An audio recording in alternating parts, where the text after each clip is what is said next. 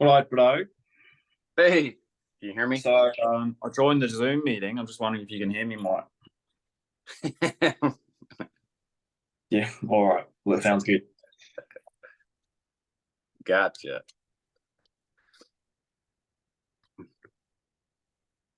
I'm just gonna say it feels fucking good getting shit done. All right. Yeah. There is, I just came back from the dentist. Okay, and I got quite bad news from the dentist. Dentist told me that I need some fillings. Okay, it's gonna cost me quite a lot of money.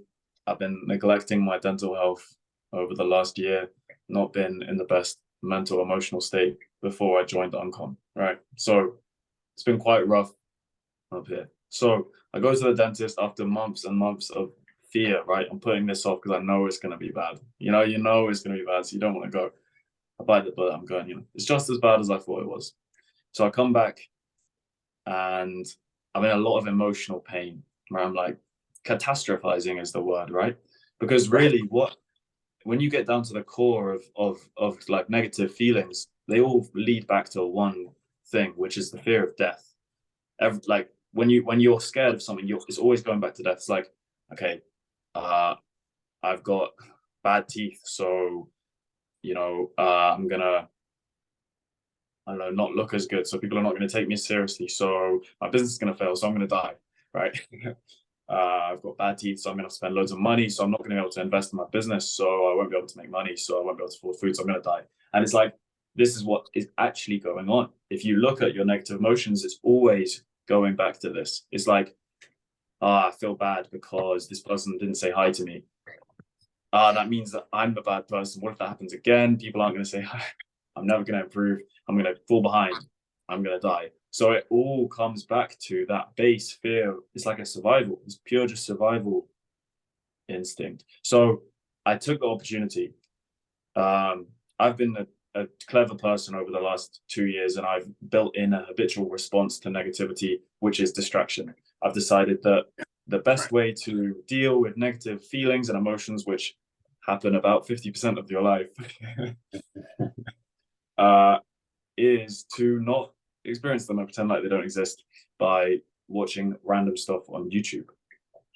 And so, of course, as soon as I feel this negative emotion, the option in the menu pops up. It's like suggested option in the corner of my visual field. Go inside and watch some videos. So I'm like, cool, what if instead of actually clicking on that option, we just sit on this bench and drink a green tea? So I did that. And I've now made a video from that place of pain, talking about it and like talking about sitting in your pain, put it out there. I think it's one of my best videos yet. I feel great. I don't feel like, I feel no negativity at all. And I'm just very interested in like the Buddhist saying that all things pass is like so true. Like everything is impermanent. And all I had to do was wait half an hour. And like this sheer dread, like imagine coming away from a dentist with like over £1,000 worth of bills to pay and like a pretty grim idea like that's terrible. That could have ruined that. And if I wasn't skilled in this area of, I call it transmutation, this could have been day ruining. I could be right now just like on YouTube in pain, but Right. instead I've managed. So this is powerful, I think. Yeah. I know. Yeah. That's Yeah. my It's lesson funny for the day. because what you're saying in regard to like the fear of death too. And the thing is, we can't avoid death. It's like, Ooh, controversial. yeah, it's like it's 10 out of 10 people die. It's a Not necessarily. We're entering a new era. With the type of science that's going on, I think there are going to be some people who don't die based on what I'm seeing. Yeah. I don't like it. I don't really like it. But up until this point, it's 100% of people die to this day. And it just feels like all of the rules are about to change. Like everything we know to be true is about to change. There's so many world-changing factors happening all at once. So it seems to me the most important factor, like I am literally just a kid. Like I have just grown up. Maybe even this year. I'm 20, like 21, 20, dude. I not a fucking clue. Literally, and I Right. still don't have a clue, but at least now I know I don't, right? Because I thought I knew it all, Yeah. even 6 months ago. Now I'm here and I'm like, I'm coming of age in the most turbulent environment in the last like since World War II. I'm like, it's crazy. And a big part of me wants to like complain. Yeah.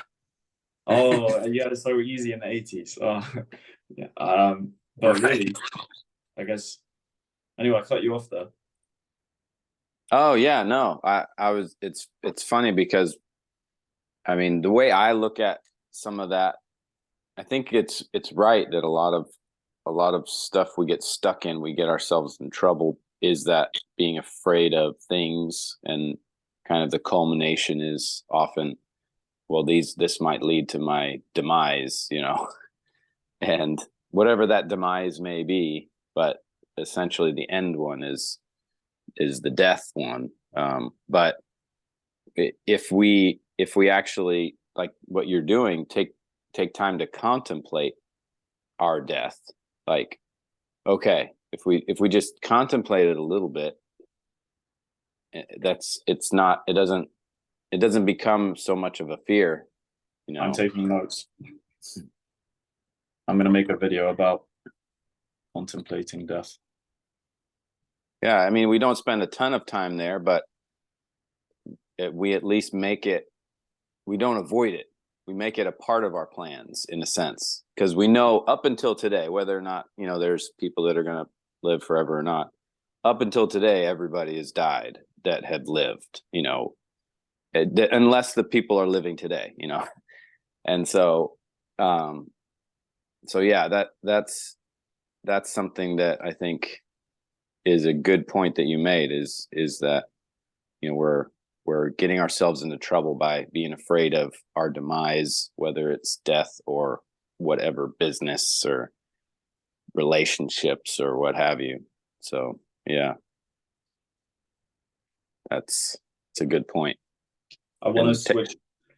Oh, go, unless you're. yeah, go Do ahead.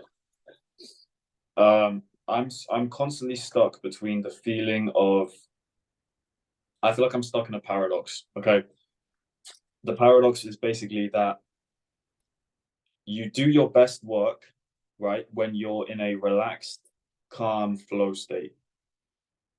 Okay. So when you are non-rushed, you're given space and time to operate and you're comfortable.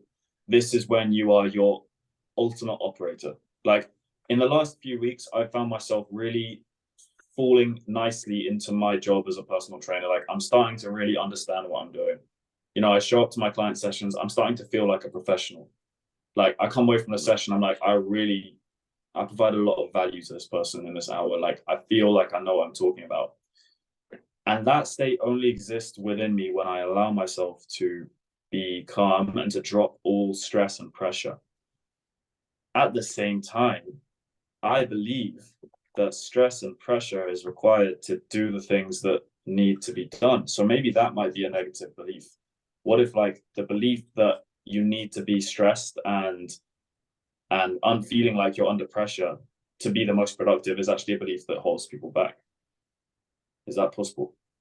Yeah, I think there's a place and time for certain states, it seems, that at least what I've observed, you know, when there's emergency, you know, like there's emergency workers that are trained for emergency, so like they're taken through training regularly, and usually that training is, it's not in the same state that they are in the emergency, but the training is regular because they want it to be second nature when they're in the emergency state. And so that's kind of what we do when we're in the relaxed state, is we're preparing by that habit. We're preparing for the state. That's what practice is in sport, you know, that's what all that, you try to push yourself really hard during that time. Um, but there's not as much pressure. There's not that, I guess you could say, that you could say the stressor, because there's a stressor and then there's our response to the stressor. A lot of people just say the word stress, but a lot of times they don't think about the fact that there's a stressor, the thing that's kind of coming at you, and then it's your response to the stressor. Are you stressing about that, or are you like going through that, what you've practiced? Are you automatically in that kind of groove of, I know what to do here because I'm prepared for it. And so I think that there's a time and a place, obviously, and the goal, I think, with a lot of professionals, probably people have heard Kobe Bryant say, when he practiced, he tried to practice as hard as he could so that when he got to the game, it almost felt easier. And so that kind of speaks to that aspect of us preparing ourselves for those times, because we have to encounter those times of difficulty. And so if we're preparing, then it won't be as stressful to us.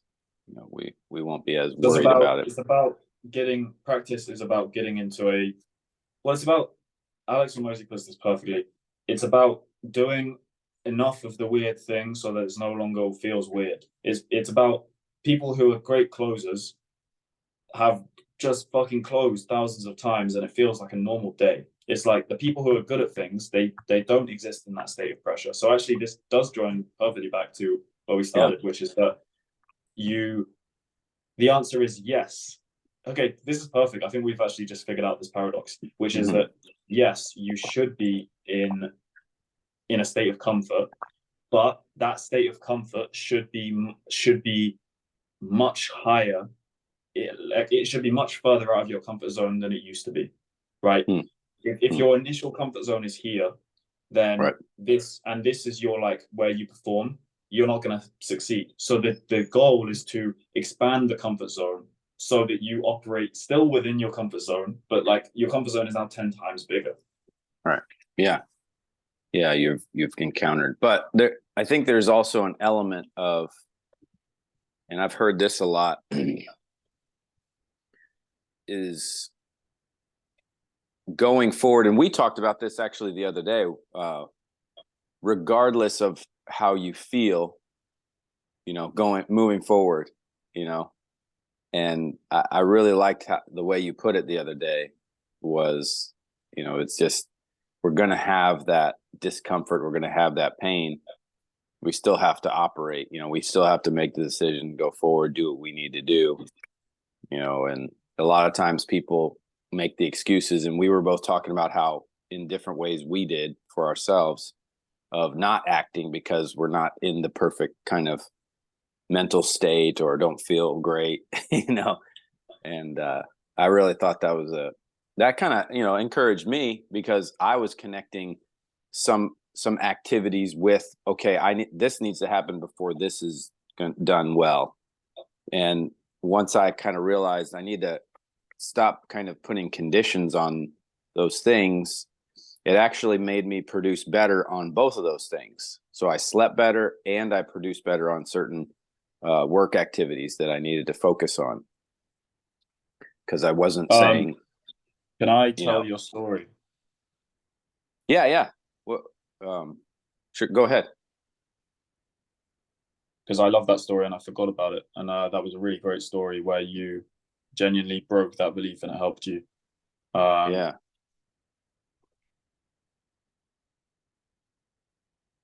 I definitely, this is two ways. So I was getting stressed at night because I have a lot of work on my mind. And so that would cause me to stay up later than I wanted to. But then the next day I could feel that I didn't get enough sleep. I could feel that, right? And so then I would let that affect me. Well, I'm not going to produce as well in these activities that I need mental focus and, all this. And so it was just like a negative loop. And so once I kind of separated those two things of producing well with work and sleep, then I started sleeping better and producing well, regardless of one or the other. Like, and even there were nights I remember I didn't get great sleep, but I saw myself going there mentally, like I'm not going to be able to do this work as well. And I kind of stopped that. I was like, okay, well, I got to do this work. So let me let go of that and try to focus, do the best I can.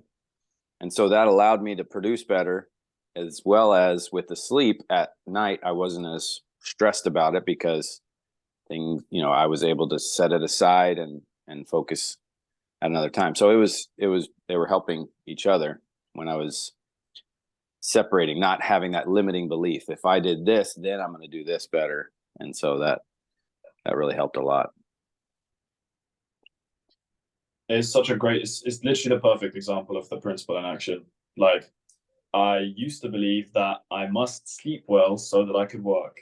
And then whenever I didn't sleep well, I struggled to work, because if I started working, I would have created cognitive dissonance, whereby I would have gone against the image of myself that I created when I said that statement. If I've created my ego around the idea that I am a person who cannot work well if I haven't slept well, then if I start working well after a night of not sleeping, I am literally attacking the idea of who I am. It's not about that's Right. what's going That's on. good. I am like, I'm coming up against the person I've said I am. I've created a label for myself. I've created an identity, and I am attacking the identity. You're not struggling because you haven't slept. You're struggling because you're trying to kill yourself, right? You're the self that you have created. You are trying to kill it. The idea of the self, this idea of the self who can't work when he hasn't slept well, that is the box you put yourself in. And the ego loves to have an identity, because without one, it cannot exist. So the stronger, so you're fighting your, I had something, but yeah, no, I get what you're saying. I think one of the things I thought about was how, because I work in the health space and we educate people often on the importance of sleep and how it's good for your health. And if you don't get good sleep, how it affects your health negatively. So that knowledge is good, right? It's good to learn that about your health. But what happens is we get so tied to it, and it begins to create some sort of barriers for ourselves, rather than working towards doing things better in general. So people, a lot of times when they learn these things, because there's people out there that are educating on sleep and how important it is for health, and if you don't get good sleep on a regular basis, then things are going to go bad for you because this and this. And so, well, unfortunately, probably at this time in history, people are getting the worst sleep ever. yeah. And so, is that helping them? Knowing that, well, it depends. It depends on how you respond to that. And so you kind of have to take that knowledge, and it helps you understand the importance, but you have to kind of do what I was doing, is you have to keep it separate. You can't make it, well, create a negative cycle, mental cycle, to bring you down, because you're already struggling. A lot of people are struggling with their health and their sleep. So if they learn this information, that if they continue to not get good sleep, their health is going to continue to decline, and they think, well, I'm screwed, like that, then that's not going to help them. So I think it's a difficult thing to deal with, that new information, that new knowledge.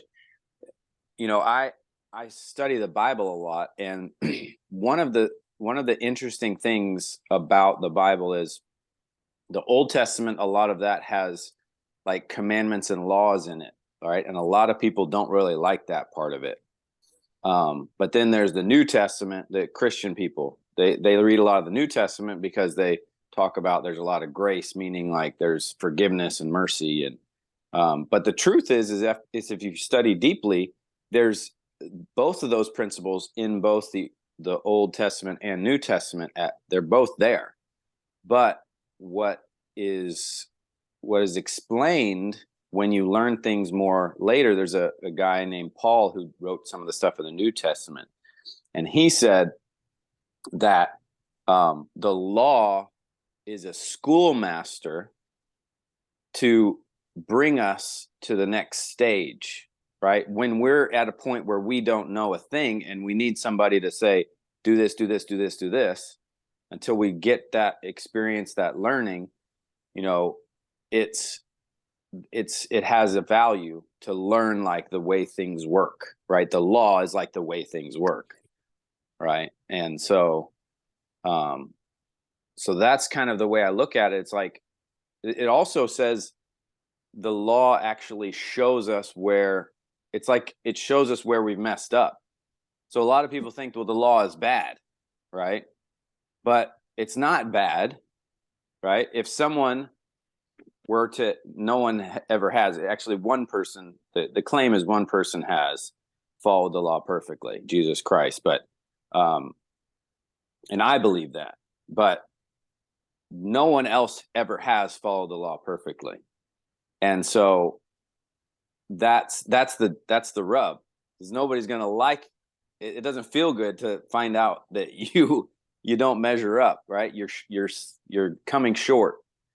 And so that's where the challenge is there's sometimes a point where we have to kind of realize it's outside of our control.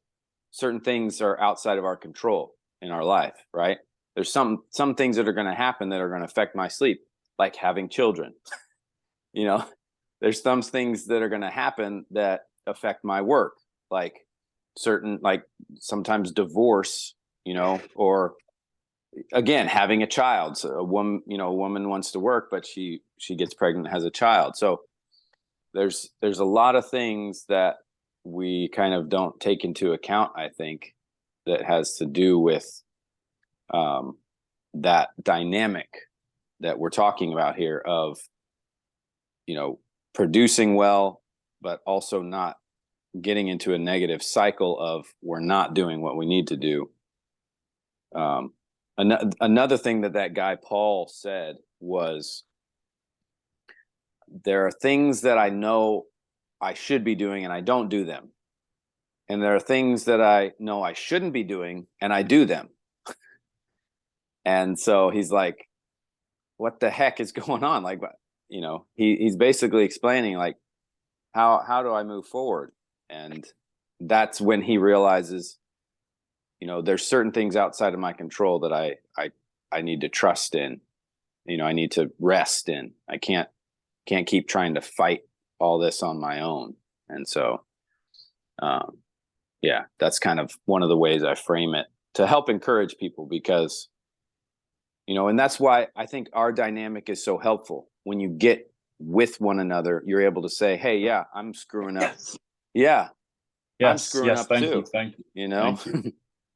like I'm screwing up too. Let's say that we're all screwing up, but let's try to do better tomorrow. You know, let's try to do 1% better tomorrow, or 0.5% better tomorrow.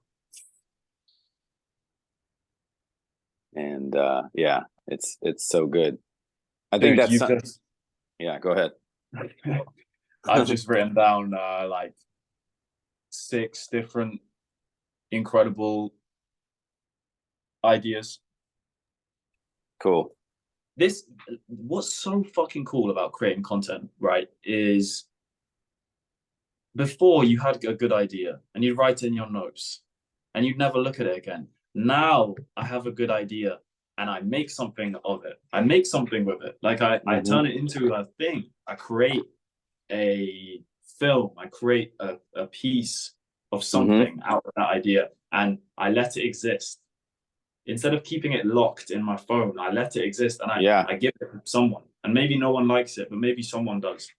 And that's good. And what happens is that creativity breeds creativity. This is a flywheel. Right. This shit is a flywheel. So like in the beginning, I was like, how the fuck do you come up with ideas? How do you come up with ideas? I was struggling. I sat Right. there.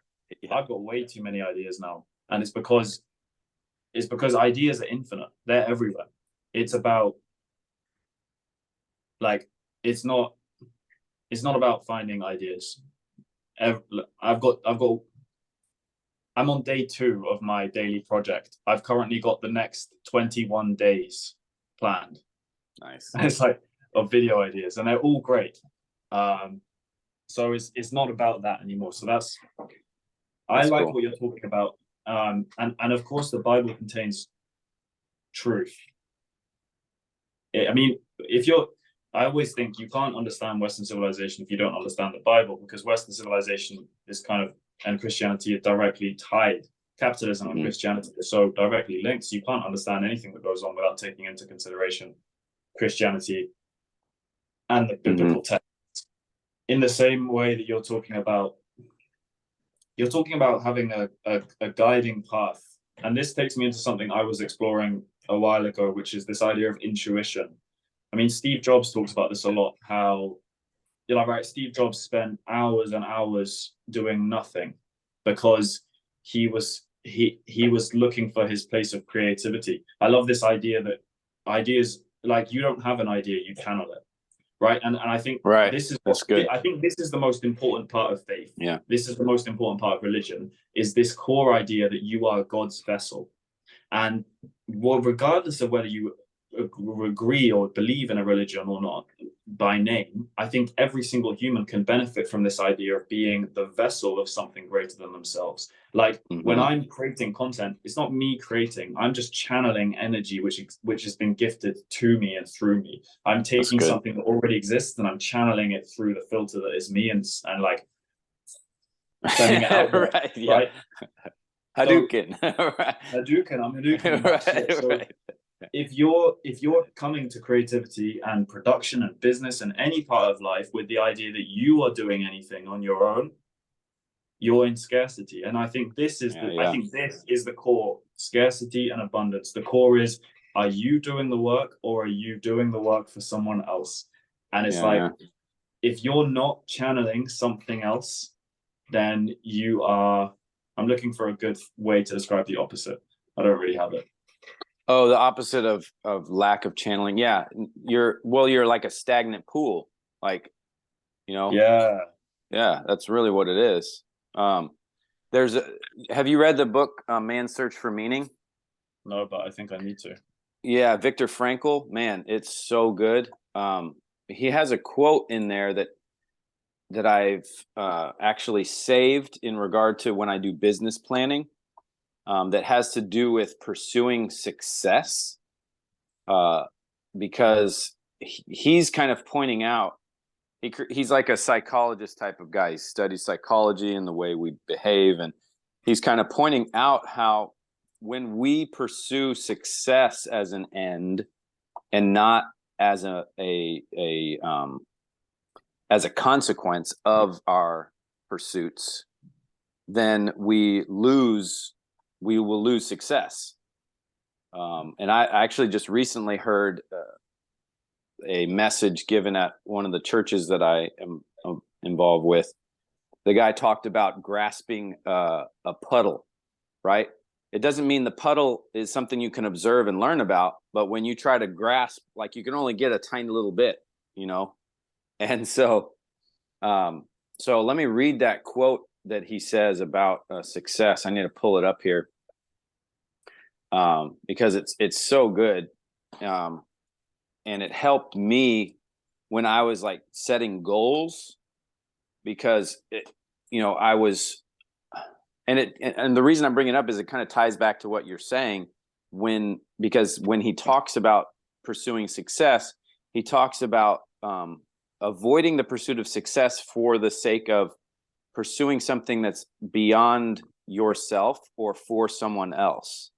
And so that's kind of what you were just getting at. It's like that channeling, thinking of that channeling, like allowing yourself to be taught and putting your perspective on it and your abilities on it and kind of shifting it a little bit Yeah. This is what's powerful about religion, and this is why people who believe in God can go through anything. They can go through it because it's not them doing it. Their body is animated by the spirit.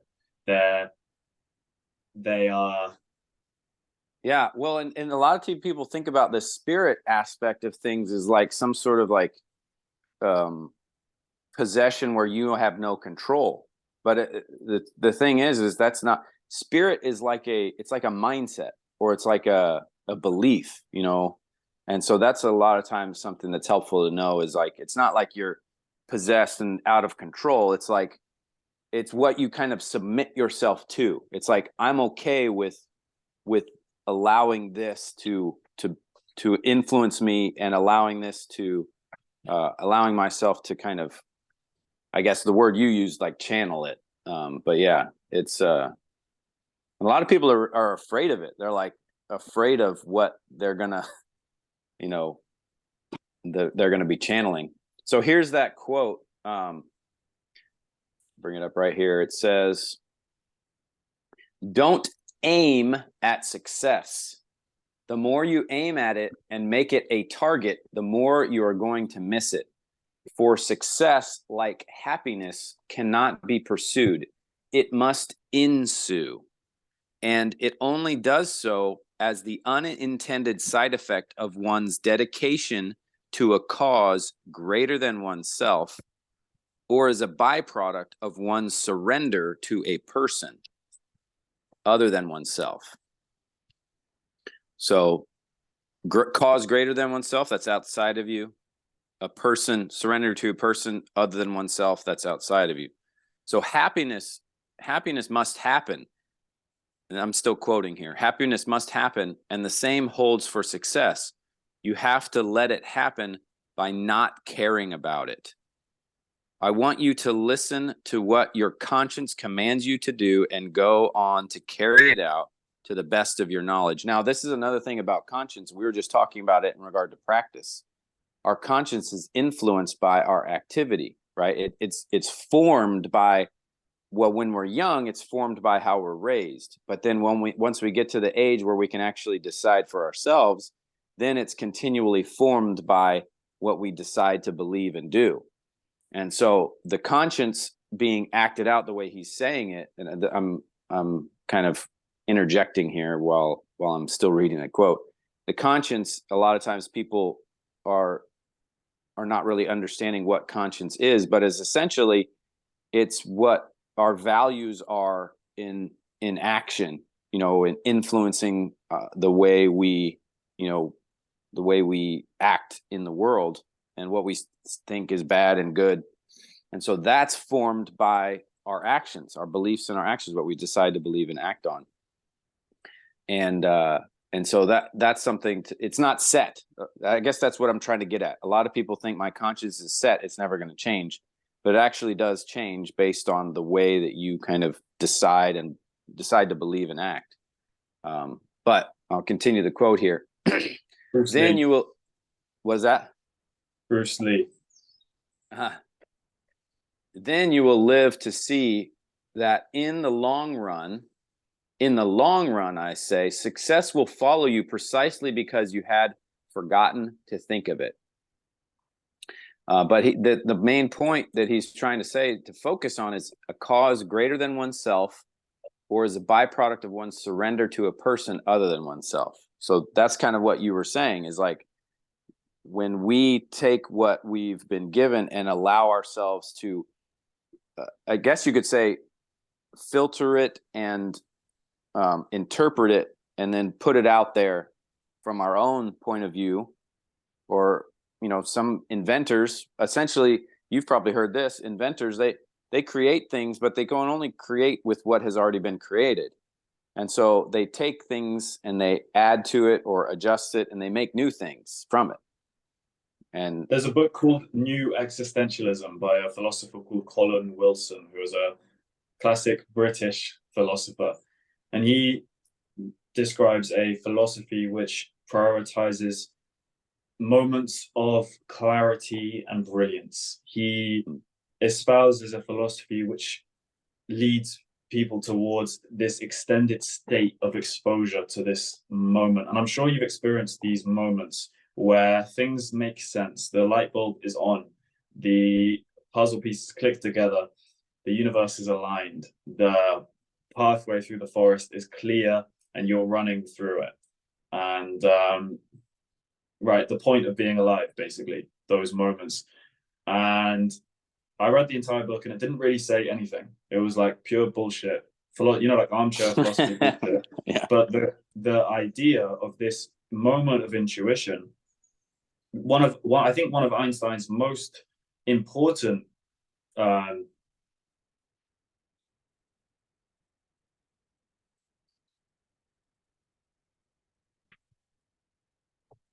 so like for all his genius, Einstein, for all his intelligence, I think his most important contribution was actually the quote, which is that people think I'm much smarter than I am. And Right. the reason why that's so important, it's only important because of how much he accomplished. Because when he says that, he's essentially not taking credit for it. And that, I think that's really important, is he's saying it's not me who, like, I didn't think of this stuff. It came into my mind. The difference between a normal person and a genius is a genius has the skill of being able to open up space and receive what you'd call it, heavenly information, right? They're able to channel and receive intuition. So it seems that there are like different levels of operation, where on level 1 you are operating yourself, and on level 4 you are being operated. Do you like, that's what I'm talking about? It's about being controlled, being operated by something much greater than yourself. You're a puppet. I think that's the ultimate way to live, is you are a vehicle of, and then you fulfill your cause. And of course you attract the things you need. You don't concern yourself with money, because money is energy, and you are energetically attracting money to pursue your cause. And it's like, that is the state to live in. I think anything outside of that is scarcity. So yeah. Well, and I think too is you get to decide. It's good to know that you get to decide what to be, what to be influenced by. And that's important for people to know, is you can decide when to stop being influenced by a certain way. Like if you decide, okay, at one point this is the thing I want to be influenced by, whether it's certain religion or whatever it is, belief system or work or whatever, you can actually learn from that and then realize maybe that's not the thing I want to be influenced by now. And you can decide to stop and do, once you learn too. So I like what you're saying, and I guess I wanted to interject that so that people know, because I want to be reminded as well, is we decide, we're influenced, and then we learn, and then we're like, okay, yes, or I need to make a shift. And yeah, I think that, it's so good that. But I mean, one of the things I thought about when you were saying that also was, when are those moments when we are in that state? When do you remember what you're doing? Because obviously we've noticed that we're talking with each other, the calls that we've had before. I feel like it. You feel like we're kind of getting in that state when we're going back and forth on things. I've also noticed it while I'm reading certain books. I've noticed I get in that state. And then I start doing some writing, where I've done some writing as a result of, reading that material.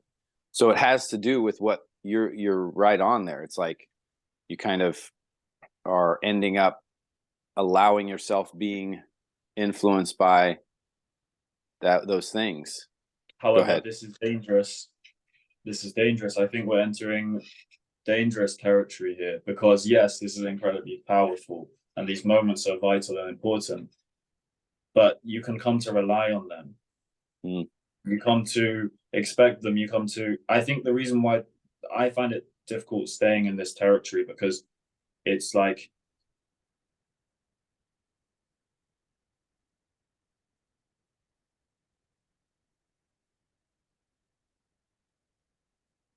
being silent never works. I can't. It's not possible. The one thing I've learned about myself, I'm not able to think in silence. I have to think out loud. So I'm not like whenever I'm trying to figure something out, it never actually gets figured out. So I have to just talk my way around Are it you kind of until thinking that the danger is like the reliance on that thing rather than I allowing think yourself? the danger is relying is like not doing the work.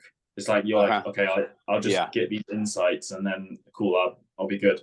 But Right. no, like I think the more hard work you do, the more you can tap into this. There's like it's like a club. You get access to the higher levels the harder you work. So that's how I think. That's what Yeah. not how I And think. what That's what I've experienced. Right. So what is the work? I've thought about this before. Is like, what is work? What is the work aspect of it? Because sometimes people think, well, the work is me writing it down, and maybe they just write it down and that's it. Is that the work? Like that's interesting because I want to talk about that because I thought about that. Like, what is the work? And so, I remembered. okay. How can we trust that what makes us feel good is the right thing to do? Like, just because I'm feeling good and positive about these insights and everything, what if it's all a lie?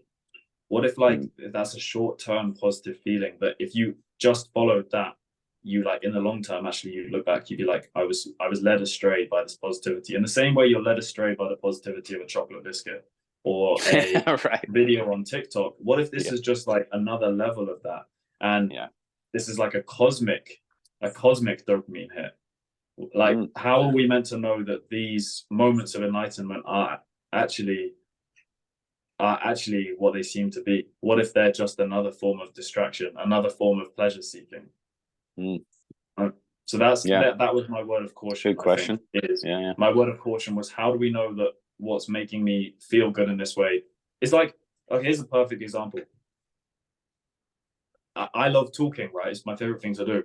So if I go on a 5-hour walk with someone and I talk with them, I come away from it feeling great. But in the back of my mind, I feel like that 5 hours should have been used to do marketing, to build my products, to service my existing clients.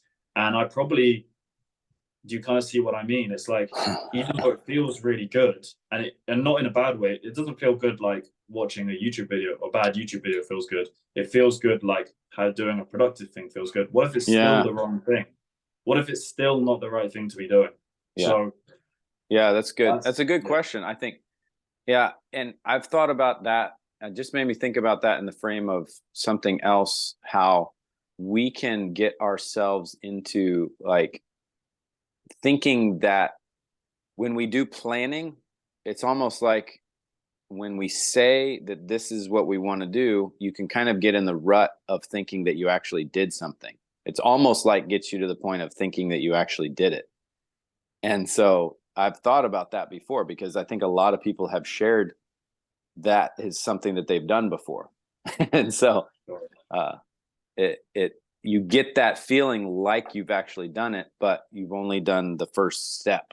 It's like and that that's even worse than not doing anything at all. Yeah. It's worse than doing nothing. It's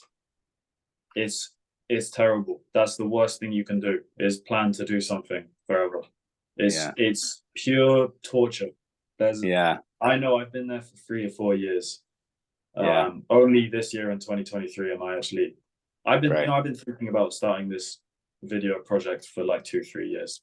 Right, that's pain. Imagine that. Imagine wanting to start something, and you can start it any day. Yeah, and you're 21. Imagine 51-year-olds who've been doing it their whole life, or 60-year-olds. It's like that's a lot of pain. I can't. I feel the pain of the regret that I felt not doing something for a year. I can't imagine the regret of putting something off and not doing it for 15 years, and then having to face the dragon 15 years later. Now it's like a beast. Right. Yeah. I'm so just saying like and like the key then is like it's all these things we've been talking about, not putting, keeping it simple, not putting more pressure on yourself than you would someone else. It's shortening the amount of time from the idea to the action, right? Keep making that time shorter, because that's the skill. Yeah, and that's not the skill, that's power, right? If we yeah, define power as the time it takes for a thought to become reality, then the right, quicker you act on your idea, the more powerful you become. right. Yeah, Right?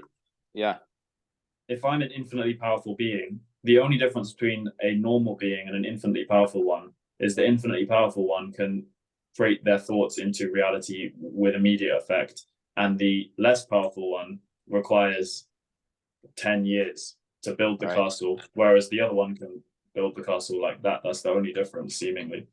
right.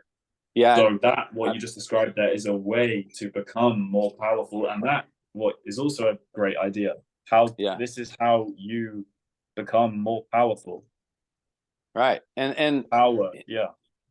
that I went to some Tony Robbins events, and he would say repeatedly, and I think he's written in a lot of most of his books, but he talks about how that's kind of one of the things he's really tried to develop is becoming better at actually making the ideas he has, and a lot of the ideas he has are how he's going to help people, making those a reality, like actually making it happen. And whether it's an event or whether it's whatever it is, an invention, yeah, making that a Which reality. I think we're talking about that feeling that you could do 10 times more.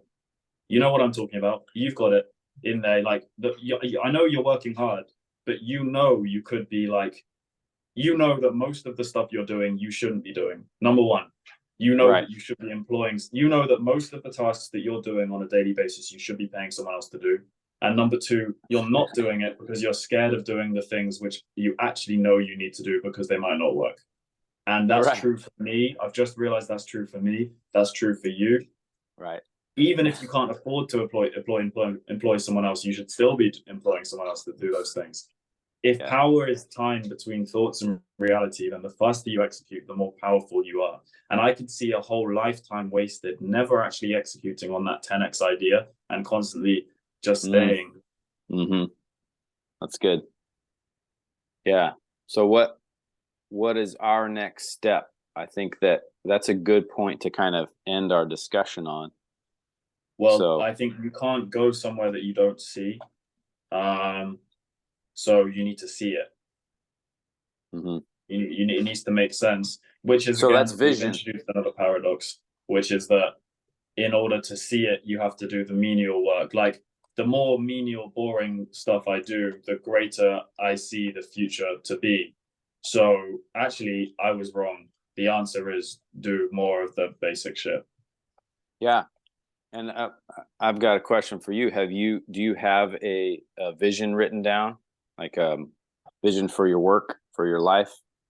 No, the world is changing too quickly for me to be able to predict how my life could look. I have no idea. And it would be Okay. painful for me to make a prediction given the Then current state of the world. do you have a vision that you could write out for the next year?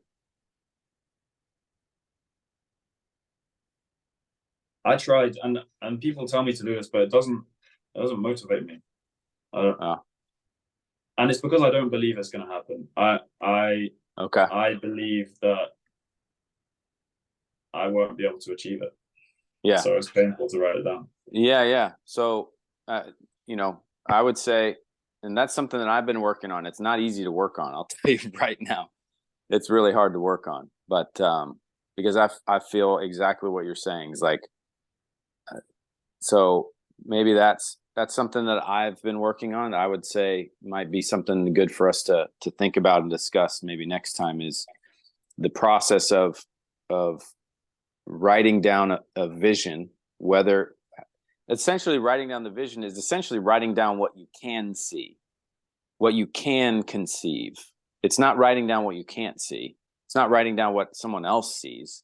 It's writing down what you see, what you can conceive. And so that's the rub, is like, okay, and I'm writing down my vision, I need to write down what I can see, what I can conceive.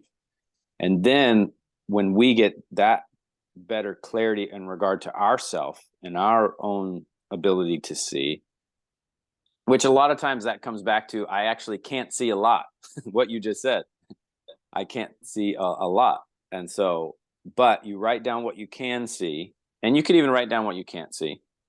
But then you also then are able to understand better what the next goal, I guess you could say goal, or the next thing to do is.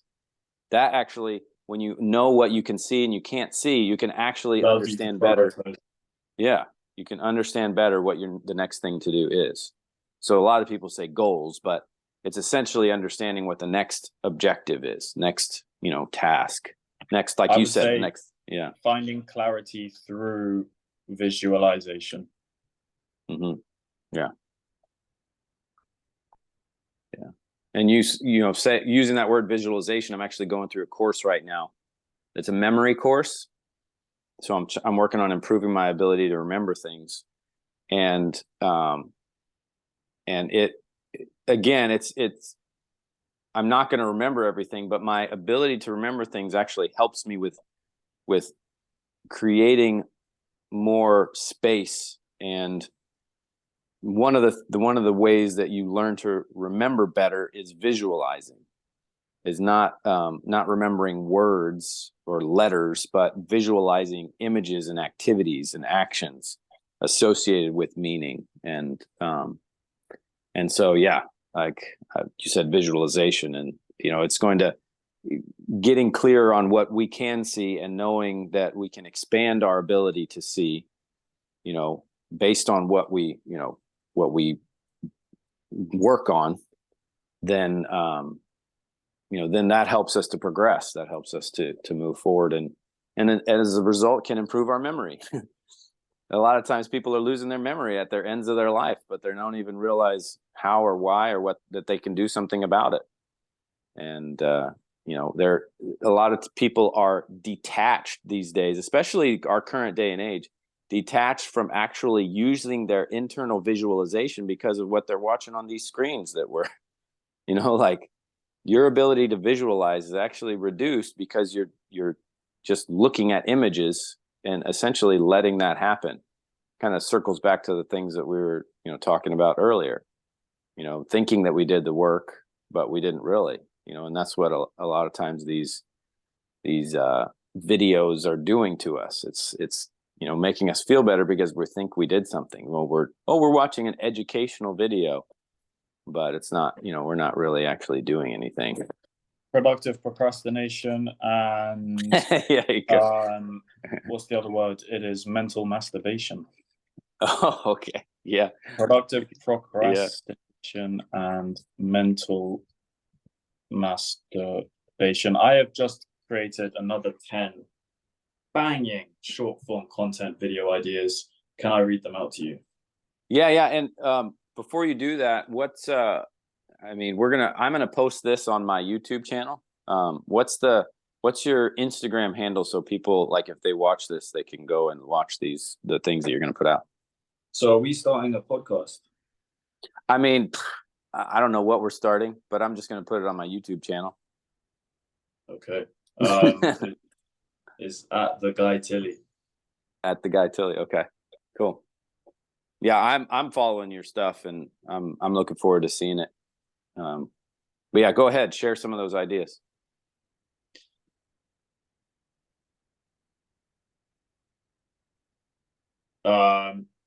Contemplating death. Yeah. Why? Why would you do that? Another thing, you gave me an idea for a video series, which is common limiting beliefs. So I want to do a short video on really common limiting beliefs. For example, I must sleep so that I can work. For example, I must feel good so that I can work, or I must eat so that I can. Right? Read. Yeah. There's one more. I can't remember. Right. Hey, bud. Hello. Yeah. Do you remember him? Yeah. My son stepped in. I'm almost done with him. Okay, here I was done. Stresses and responses to stresses. So your choice to detach from emotions, expanding your comfort zone, right? So instead of putting pressure on yourself, just expand the area that you are comfortable within. Discomfort is non-negotiable. Like 50% of life is going to be bad. Breaking beliefs means killing your ego. So be careful of the type of person you say you are. Right. So it's really important to be careful of who you describe yourself as. Like if you say, I am the type of person who needs to do this, and this is coming back to limiting beliefs, then, but it's a little more nuanced. It's like, in order to break that belief, not only do you have to break a belief, you actually have to go against the idea that you've created of yourself. So that's why that's why limiting beliefs are so damaging, not because of the belief themselves, but because of what you've created as a concrete wall that is you. And in order to change your activity, you have to destroy the idea of yourself, which is the hardest possible thing that can be done. Stress is optional and negative, right? So like being stressed is a choice, basically.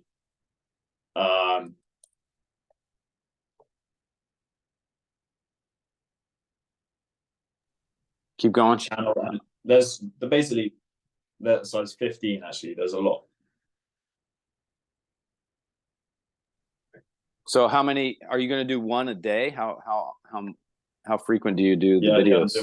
I'm doing one a day. It's 100 days. It's called Project Kaizen. It's basically 6 habits. You have to work out, meditate, create a piece of content, do something that makes you uncomfortable, eat according to your dietary needs, and read 30 minutes every single day for 100 days. Wow, that's good. Where are you at on that 100 days right now? What does it say? Oh, you're right here. Okay, you're day 2. Nice. Still got a lot to do today. Good deal, man. Well, this has been, I mean, I feel like this has been really good. I'm looking forward to doing this more often and recording it so we can share it with people, because I think that this stuff is going to help them as well. And so I appreciate this very much. And my son likes it too. Why is he's waving over there? Yeah, it's weird because the video, what we're seeing with my video is kind of flipped, and so he's like, where do I wave? Well, look, I'll speak to you next week. Yeah.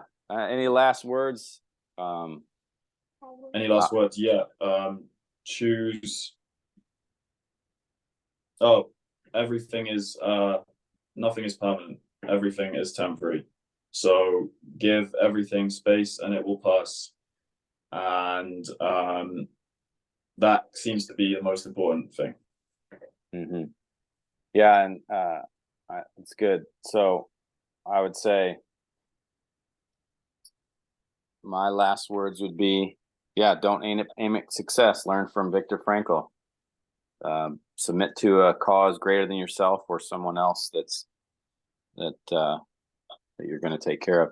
I don't know if you know the story of Viktor Frankl, but he was in a concentration camp.